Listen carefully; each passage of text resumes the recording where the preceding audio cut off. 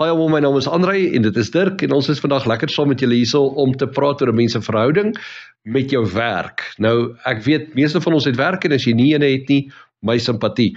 Maar een ding wat ons ook almal in gemeen het, of jy nou werk het of nie werk het nie, is die spanning wat kom saam met 'n werk hê. Ek bedoel, mense stap partykeer daarin met 'n hele prentjie in jou kop en dis nie lank nie, of jy vind uit daar's iets anders aan die gang. So ek is in 'n spesiale situasie waar my werk is een waar ek wel in 'n kerk werk en voltyds vir die Here probeer in diens wees, maar ek dink waar ook al jy is dit dalk meer uitdagend, juis omdat 'n ou met 'n ander stel reëls werk. Ek bedoel, om winsgewend te wees en kompeterend te wees in die mark is dalk baie meer belangrik as om wel geloofwaardig te wees, soos wat dit in my werk is. En dis hoekom ek vanoggend baie opgewonde is om bietjie saam met Dirk te kuier oor hoe dit daar buite lyk en die goeders wat hy al geleer het in sy ervaring in die werksmark. So Dirk, jy is vandag ons expert gas, alhoewel jy die ou is wat die ding host. Vertel ons bietjie van jou reis. Hoe het jy hier gekom, die goeders wat jy deurgegaan het en hoofsaaklik die goeders wat jy geleer het, of dalk, kom ons begin so. Wat het jy geleer en wat dink jy is belangrik vir mense om te weet? André, ja, dankie. Expert weet ek nie, maar dat ek wel goeie ervaring het oor die jare in verskillende besighede gewerk het om te sien hoe dit werk en nie moet werk nie. Dit is wel so en my opinies is slegs 'n persoonlike opinie, maar ek het een van die hoofpunte wat ek geleer het, is dat 'n mens is geneig omdat jy eerste 'n werknemer is jy geneig om goed te sien as 'n werknemer, en soos wat jy deur die jare vorder, besef jy daar's ook 'n werkgewerkant, en die B-gedeelte van my antwoord is, die kommunikasie van die werkgewer is swak, hy lig nie die werknemers in, hoekom gebeur die dinge wat gebeur, sodat hulle net verstaan, en dit doen afbreek aan die produktiwiteit in daai verhouding, die goodwill wat die werknemer teenoor die werkgewer het. So kom ek vra vir jou, jy het dit nou lekker uit twee gebreekies, so werknemer, werkgewer, met ander woorde, baas en klaas. Nou, vandat jy ingestap het by 'n plek en begin werk het as 'n werknemer, wat dink jy is van die, ek wil sê, wanpersepsies wat 'n mens partykeer instap, wat maak dat jy in jou eie pad staan? Deel bietjie met ons. Almal van ons wil graag groei, so vinnig as moontlik, en die groei wil ons ideaal op ons pas hê, en dit gebeur nie op ons pas nie, soos geleenthede by die werkgewer verbykom. Maar 'n baie belangrike beginsel wat ek geleer het is, vergeet wat op jou, om die Engelse term te gebruik, job description, jou werksbeskrywing, vergeet die werksbeskrywing. Die unies is geneig om te fokus daarop, want hulle het 'n ander benadering, 'n politieke benadering. As jy werklik vir jou loopbaan wil oopkap by 'n werkgewer, vergeet wat in jou werksbeskrywing staan. Jy's 'n probleemoplosser. Geen werkgewer gaan iemand verloor wat sy probleme vir hom oplos nie. In 'n nutshell, dis dit. Ek dink dis 'n baie insiggewende antwoord. Jy sit 'n ou nie dink vanuit jou eie skoene nie, van jou eie situasie, jou eie perspektief nie, maar jy's die groter prentjie probeer sien van wat hierdie besigheid probeer doen.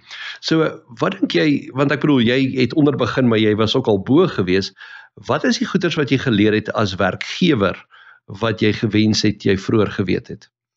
Daar sekere eksterne magte en kragte wat inwerk op 'n besigheid, en veral die volhoubare winsgewendheid van 'n besigheid, en vir daai rede is baie van jou senior mense en uitvoerende bestuur is gewoonlik CA's, of van hulle is CA's, ten minste jou CFO of jou hooffinansiële beampte, en dis die mense wat kundig is om te weet waar om die skroef aan te draai om die besigheid volhoubaar winsgewend te wees.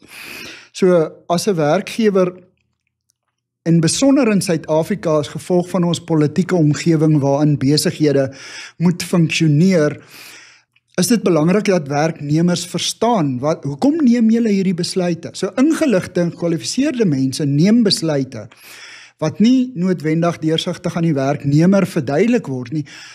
Hy interpreteer dit in sy verwysingsraamwerk, en dit skep 'n persepsie, en persepsie is realiteit. Of dit waar of vals is, jou persepsie gaan jy volgens handel. En hoe meer ingelig die werkgewer die werknemer hou, bestuur hy eintlik die verwagting en die persepsie. En dis 'n baie groot kundigheid, wat met die fokus in Suid-Afrika om, laat ons net hierdie boot op die water hou, gaan die werknemer amper verlore in die verhoudingsproses, want dit is ook 'n verhouding. En dis waar die ding platval. Laat my baie dink aan iemand wat een keer gesê, juist vir 'n werknemer gesê het is, ek betaal jou om te doen wat ek vir jou sê, nie om te dink oor wat ek vir jou sê nie. En ek bedoel, in daai opsig het jy iemand eintlik heeltemal gedehumaniseer en ontmagtig om van hulle self te dink en 'n bydrae te lewer tot jou hele besigheid. Ek bedoel, nou moet jy net vir iemand, omdat jy nie vir hulle genoeg inligting gegee het nie, en eintlik as werkgewer dit nie gedink het, dis die moeite werd om te belê in iemand nie, nou moet jy hulle swaalf lobotomize, hulle denke afkap, doen net wat ek vir jou sê, moenie vir jouself dink nie. Vir die eenvoudige rede is, want ons het nie vir hulle genoeg inligting gegee, om sinvolle bydraes te kan lewer, weier as hulle eie veld nie. Dis presies so, en as werkgewer is 'n mens geneig om die fout te maak, omdat die mense in senior bestuur veral baie meer ervaring het en gewoonlik gekwalifiseerd is, gekombineer met ervaring, so hulle het redelik insig in waarmee hulle werk, maar 'n mens vergeet by te rekening dat die mense wat vir jou werk ook kundigheid het. Hulle is nie noodwendig akademies gekwalifiseerd nie, maar dit beteken nie dat hy 'n groot bydrae tot jou werk kan maak nie. En een benadering daarop is, jy doen nie die werk wat hulle doen nie, hulle doen dit. En daar's geen ou wat beter weet waar dit verkeerd gaan hier op grondvlak, as die ou wat die werk elke dag doen nie. So, hoe meer ek by hulle hoor, of inskakel met 'n meganisme van kommunikasie, en 'n verhouding skep waar hulle met my kan praat, gaan ek die goed waaroor ek my kop dalk breek, hulle gaan my help antwoorde kry, en ons maak daai kraantjie toe omdat ons dink hulle is dom. Ek dink, jy raak nou hierso 'n baie sterk Christelike beginsel vir my, en dit is dat of jy nou 'n werknemer is, werkgewer is, maak nie saak op watter vlak jy is nie, dan moet 'n fondasie van nederigheid wees, anders dan gaan jy op 'n stadium jouself vasdraai.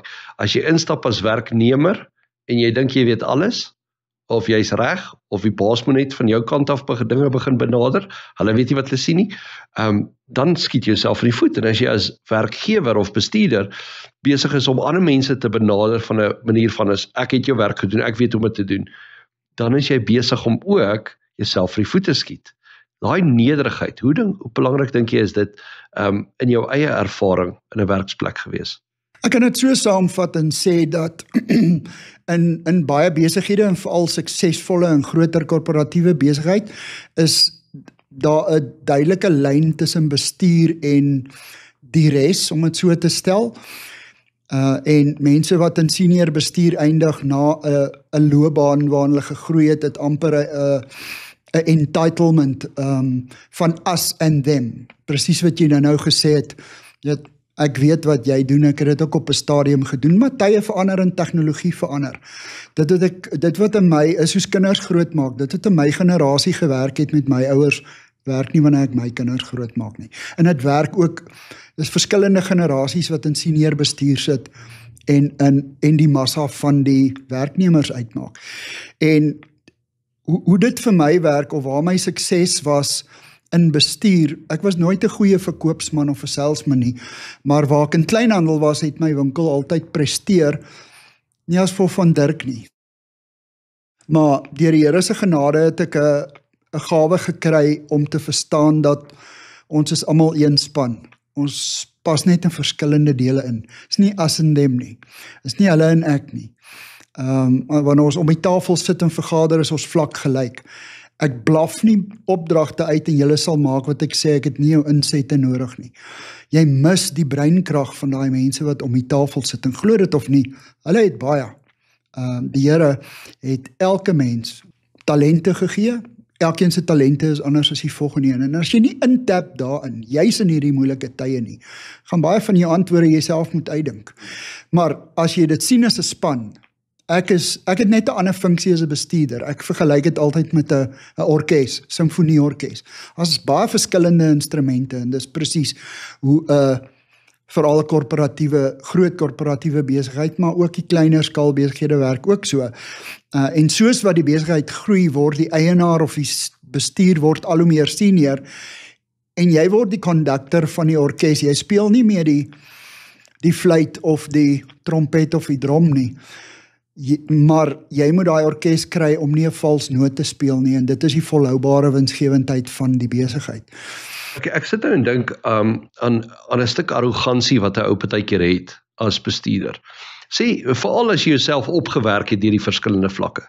Wat ek wil sê, jy was op 'n sekere vlak gewees en jy het genoeg gepresteer op daai vlak dat jy bevorder is na 'n volgende vlak. En nou kom jy hier en jy bestuur die ouens wel op die vlak waar jy was. En jy weet presies hoe om daai werk te doen, want jy het dit gedoen so goed dat jy bevorder is.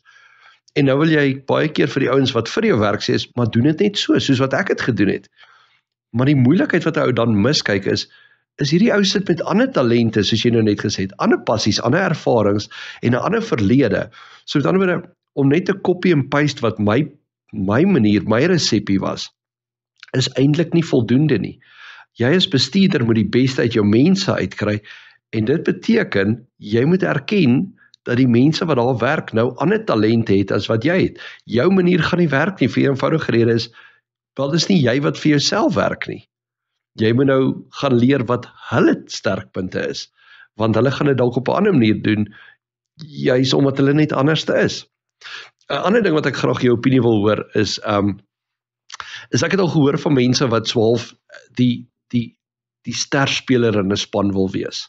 Van iemand wat op 'n plek kom waar hulle eintlik swaalf alles vir almal amper onvervangbaar is, juis omdat hulle so hardwerk goed is en al die krediet op die einde van die dag, hulle is die kritiese skakel in alles wat hulle doen. En as hulle nie daar is nie, dan val die hele organisasie eintlik in daai area plat. Maar ek het een keer gehoor dat iemand sê is as jy jouself onvervangbaar maak, wel dan gaan jy ook nie bevordering kry nie, want hulle het jou daar nodig op daai vlak. So met ander woorde, dit is juist daai ding van om as 'n span te werk, sodat jy vervangbaar is, maar in dieselfde asem ook iemand is wat soveel kundigheid bybring, dat hulle jou nie wil verloor nie. Wat dink jy van hierdie persepsie? Dis heeltemal so, ek gaan weer terug na die voorbeeld van die simfonieorkes. Jy was dalk bevorder op grond van goeie prestasie as 'n fluitspeler. Maar dis een instrument. En in daai orkes van my sit 'n klomp kundiges wat die ander instrumente, ek weet nie alles van alles nie. En as ek dit besef ek het daai mense nodig. 'n Goeie meganisme, 'n praktiese meganisme wat werk om die kommunikasie reg te hou en 'n motivering daar te hou, 'n verhouding, 'n oop verhouding te kultiveer in 'n span, is om prestasie-assessering te doen. Nie uit 'n baas-klaashouding uit nie, maar dit skep 'n platform sonder dat daar 'n insident was. Jy baie keer ontplof 'n mens. Mense weet nie altyd hoe om 'n werknemer te sê, ek het al vir jou 10 keer gesê, jy doen dit nie so nie. Nou sluk jy dit en sluk jy dit, nou is daar 'n groot insident, en dan sê jy, ek het nou genoeg gehad. Dit beteken, by implikasie, jy was al klomp ander. Maar jy het elke geleentheid laat verbygaan om vir die ou te sê wat jy eintlik van hom wil hê. En bestuur is baie keer skuldig daaraan dat mense nie presies weet wat jy vir hom wil hê nie, en hy gaan dit nie weet as jy dit nie vir hom sê nie. Akademiese opvoeding is relatief, jy weet, met die slaagsyfer van 30% in ons land, kan jy nie verwag mense moet 'n formele beleidsdokument wat jy in groot korporasies skryf wat gesirkuleer word. Daar verstaan nie eers wat hy lees nie, maar hy verstaan wanneer ons face-to-face gesels, want dit is 'n ingeboude menslike faktor, is daai kommunikasie. En prestasie-assessering eenmal 'n kwartaal skep 'n platform waar daar nie 'n insident was waar ons op mekaar gaan skree nie, waar ons vlak gelyk vir mekaar kan sê, hoorie, hier's hoe ek oor jou werk voel, hier's goedjies wat ek opgelê het waar ek wil hê jy moet aan wil werk, en hier's wat ek van jou verwag. Wat is daar wat jou pla? Hoe kan ek jou help om jou werk beter te doen? En dan kry jy nogal antwoorde van daai mense af, want jy maak die deur oop sonder dat daar 'n insident was waar ek op hom skree. En dan kry jy die antwoorde wat jou beter laat lyk, omdat jy daai mense se kundigheid en opinies ken, en ook waar ek moet verander, om hulle werk beter te maak, want as hulle werk beter is, lyk ek beter. Een van my maniere wat my kop nogal werk is om stories. Ek hou baie van stories, ek hou van geskiedenis, ek hou van stories. En een van die goed wat ek agtergekom het om so met mense te werk is dat almal van ons is besig om vir onsself 'n storie te vertel. Ek bedoel, jy's nie die bad guy van jou storie nie. So as jy werk toe gaan, wil jy daar wegstap as die hero van jou storie. Maar partykeer is die omstandighede sodat jy daar moet wegstap en vir jou sê is wel, ek's die anti-hero, want hierdie plek waardeer my nie. Of, maar jy kom tog huis toe met 'n storie in jou kop van wie ek is, wel en wat ek beteken. En die ironie is, dis nie net jou storie wat by die werk gebeur wat afspeel nie, maar ook die storie wat by die huis gebeur. En al hierdie stories meng saam, en partykeer dink ons as werkgewers so simplisties, jy's hier vir 'n funksie, terwyl iemand opdaag by jou werk nie vir daai funksie nie. Hulle daag op want hulle is besig om 'n lewensstorie te vertel. En daai storie is integraal gekonnekteer met die ene wat by die huis besig is om af te speel. So, ek dink baie keer dink ons, jy kom werk vir geld, wat absoluut so is, maar daai geld koop iets. Dit koop 'n lewenstyl, dit koop kos, dit koop 'n verhoudings met jou vrou en jou kinders of jou man en al daai goeders vorm saam 'n groter storie wat jy ook vir jouself vertel. Nou, een van die goeders wat ek by die kerk hier ontdek het, is dat almal van ons is produkte van ons stories. Ons is produkte van ons omstandighede. Maar die lekker ding is, ons kan ons omstandighede anders te inkleer. Ons kan 'n ander situasie skep, dat die storie wat ons besig is om te vertel, 'n ander uitkoms het, of 'n ander betekenis genereer. En ek dink dis 'n groot, ongetapte bron van inspirasie en krag en intelligensie en produktiwiteit, wat ek dink baie mense miskyk. En as jy hierdie goeters vertel van, weet jy wat, jy's nie hierso om vir mense te sê wat om te doen nie, jy's hierso om by hulle te leer, net soveel soos wat hulle by jou leer, sodat ons almal 'n beter storie kan vertel, dan dink ek, daai is 'n goeie ding, wat baie keer nie erkenning kry en verlore gaan. Jy gebruik 'n baie goeie vergelyking, en dit is die verhaal van die storie. En wat belangrik is, en wat verlore gaan maklik in die druk wat in besigheid vandag is juist die mens se storie. Daar's die persepsie dat jou persoonlike lewe het niks met, dis nie hoekom jy hier is nie. Die realiteit is dieselfde mens. Dis nie soos 'n kar wat jy afsluit of 'n ligskakelaar wat jy afsit. En die emosies van vanoggend se misverstand met die man of die vrou of die kind verdwyn nie in die oomblik wat hy inklok by die werk nie. En jy as werkgewer moet daai ding verstaan. Ja, dit is so. Jy's hier om 'n werk te doen, maar die oomblik wat jy ook wys dat jy 'n mens is. En daarmee sê ek nie sluk alles en verdra alles nie. Dis nie wat jy sê nie, is hoe jy dit sê. Die doel of die ideale doel as werkgewer is om wanneer iemand opstaan in die oggend en werk toe gaan, hoe voel hy? As ek werk toe gaan vanoggend, voel ek, yes, moet ek nog 'n dag. Of voel ek, yes, ek werk saam met 'n lekker span. Die baas is flippend hard, maar ons is al 'n lekker span saam. En as ek met 'n probleem gaan, kry ek leiding. En dis die verskil tussen 'n bestuurder en 'n leier. Is maklik om 'n bestuurder te wees. Jy blaf opdragte uit en hulle moet dit doen, want dis waarvoor hulle betaal word. Maar wanneer 'n leier is, dan gee jy die ondersteuning, ook op emosionele vlak. En dit sê glad nie jy's 'n walkover nie. Want jy het nog uitsette wat jy moet tafel toe bring vir die baas vir wie jy werk. Maar mense is by jou werk 8 ure 'n dag, minimum 9 ure, partykeer 10 ure. En as jy 'n ongelukkige mens is in die grootste deel van die dag wat jy wakker is, hoe kan jy 'n positiewe uitset van daai persoon verwag? En dit is die kern hoekom dit vir jou belangrik is om daai persoon se menslikheid in ag te neem, insluitende sy huisomstandighede. Ek het so 'n situasie gehad waar iemand 'n baie ernstige familieprobleem by die huis gehad het. Hy het gesê hy sal later die dag inkom, sê ek weet wat, toe hy vir my verduidelik wat hier aan die gang is. Toe sê ek, jy 3 dae verlof, gaan sit op 'n berg iewers, kry jou kop skoon. Want hierdie wat nou gebeur het, dit gaan weer gebeur. Jy bly nog by jou ouers in die huis, maar jy gaan 'n vrou kry, jy gaan kinders hê. So gebruik hierdie om te leer, hoe gaan ek hierdie hanteer, want volgende keer wat dit verbykom, is nie if nie, is when, dan moet jy 'n meganisme ontwikkel van hoe gaan ek deel met hierdie, want jou werk moet jy doen. Ons kom nie daarby verby nie. So, en dis maniere hoe jy vir werknemers wys, dat ek neem kennis van jou persoonlike omstandighede, en wanneer jy terug is by die werk, kan jy jou pond vleis bring. Ek hou daarvan dat jy sê hoe 'n mens kan belê in ander mense, ook in die verhouding en ook in die storie wat hulle besig is om te leef. Maar ek dink een van die goeters wat ons moet praat in hierdie video is ook die realiteit van retrenchments en herstrukturering en al hierdie goeters en die onsekerheid wat daarmee saamgaan.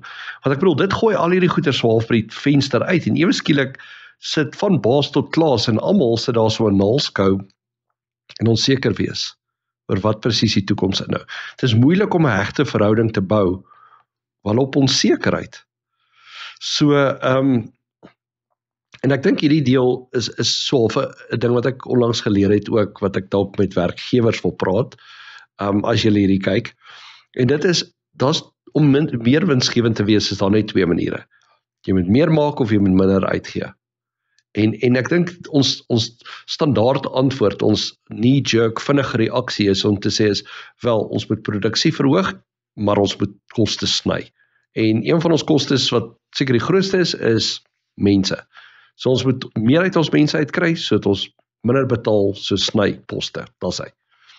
Maar ek dink die moeilikheid is met die gesprek wat ons so ver gehad het, ek en jy is die idee van dat 'n mens groei, jy's om meer vir die organisasie in te bring, jy's meer belê, sal dit eintlik meer sinvol wees om te sê, is, weet jy wat, natuurlik, partykeer gaan 'n ou moet herstruktureer, sodat die dinge in lyn kom, maar as ons meer kan fokus op produksie, produktiwiteit, as ons meer uit ons mense uit kan kry, dan gaan ons meeste van hierdie moeilikheid in elk geval vermy. As ons meer kan doen, hoekom ons in besigheid is, wel, dan maak die deur oop, sodat ons die mense hoef af te dank nie. Hoe beter die uitsette van die besigheid is, hoe meer volhoubaar en winsgewend hy sal wees, en dit maak dit makliker om mense in diens te hou. Daar is nie plek vir passasiers nie, en dit 'n groot waarheid wat jy genoem het, is dat alhoewel mense, jou menslike kapitaal jou grootste bate is, na jou kapitale bates, is dit ook jou grootste uitgawe. En dis hoekom menslike hulpbron departemente so groot en so belangrik is hierdie is die belangrikste bate en ook die grootste uitgawe. Baie kundigheid en sielkunde, want jy werk met mense, om hierdie te bestuur op 'n volhoubare manier, sonder om die mense te verloor, maar ook die winsgewendheid volhoubaar te maak. Nie maklike taak nie. Ek dink as ek moet saamvat, vandag het ek hier gehoor by jou, dat 'n mens moet nederig wees as jy instap by 'n plek, jy moet nederig wees as jy instap by 'n plek en jy is die baas, en dat 'n mens maar moet oop wees vir kommunikasie, juis as 'n mens wil produksie verhoog en meer effektief wees, maak nie saak op watter vlak jy is nie. Is daar enige laaste ding wat jy wil uitlig, voordat ons hierdie afsluit? Ja, bo alles verskil mense ook. Ons het verskillende persoonlikhede, en wanneer jy jou span om die tafel het, of jy werknemer of werkgewer is dit belangrik om te verstaan, een persoon of een liggaam om hierdie tafel is gelyk aan nie alle talente en alle probleme nie, en almal dink nie soos jy nie, almal het nie jou persoonlikheid nie. Jy moet in ag neem dat elke persoon 'n ander persoonlikheid het, op 'n ander manier reageer, uit 'n ander kultuur uitkom. En dis deel van om 'n suksesvolle konnekteur te wees. Want daai ou moet sy instrument op noot speel. En hy gaan hom nie op noot speel as jy nie besef wat sy verwysingsraamwerk is en wat is dit wat hom motiveer nie. Baie dankie Dirk, en dankie vir almal vir julle wat sover gekyk het en deel was ook in hierdie gesprek, en ons wil graag hierdie gesprek voortsit, deur 'n bietjie julle insigte en ervarings ook te hoor. So asseblief, stuur vir ons 'n boodskap, los vir ons comments en laat weet, wat het jy geleer in jou ervaring as werkgewer of as werknemer? Wat sou jy deel as jy moet jou belangrikste insig hier neergeskryf het? Ons sal graag wil weet. Dankie julle, skeuier weer saam. Lekker dag verder. Dankie Andrei.